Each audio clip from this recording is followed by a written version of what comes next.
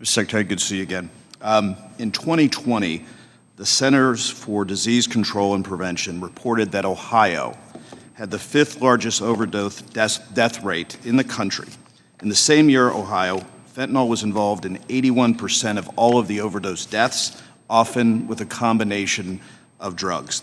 Last year, Drug Enforcement Agency seized enough fentanyl to kill every American, capturing more than 50 million fentanyl-laced pills and over 10,000 pounds of fentanyl powder. I've been to the border. I've seen how the cartels are able to smuggle drugs into the communities. And we need HHS to protect Americans from the fentanyl flooding our border. We need to hold Mexico accountable and continue to warn Americans about the potential for fentanyl-laced drugs. In the President's budget, there's roughly $40 million to combat fentanyl trafficking and disrupt international criminal organizations. What steps, Mr. Secretary, is your agency taking to prevent fentanyl from entering the United States and killing more Americans, including constituents of mine back in Ohio? Your answer, sir. Congressman, and I want to be respectful here in the answer because you're asking me what I at HHS can do, and much of what you're asking is about the border, and that's not within the purview of the Department of Health and Human Services. I can tell you, if you wish, I know you have limited time, what we're doing with regard to fentanyl, but it won't be so much at the border. That's really Department of Homeland Security and other agencies.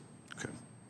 So is HHS working to combat the large amounts of fentanyl-laced drugs currently circulating in the U.S.? Absolutely. We are dedicating some $11 billion in our budget for drug overdose prevention and to try to address this as best we can, working with the states. Just one thing I found that was interesting in the President's budget, climate is mentioned 74 times more than the word fentanyl. So just an interesting point.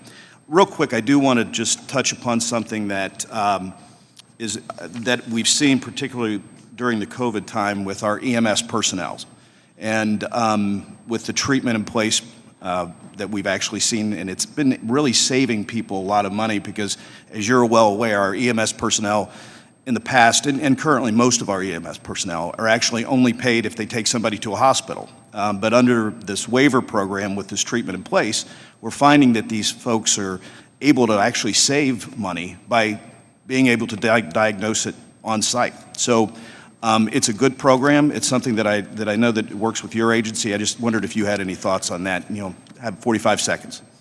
And I'll be brief. It moves us more towards prevention, and rather than waiting till you send someone to the ER room and see if you can catch them before they die, it's trying to make use of the evidence that shows that certain preventative approaches can actually save lives early, and so we want to move in that direction where we can.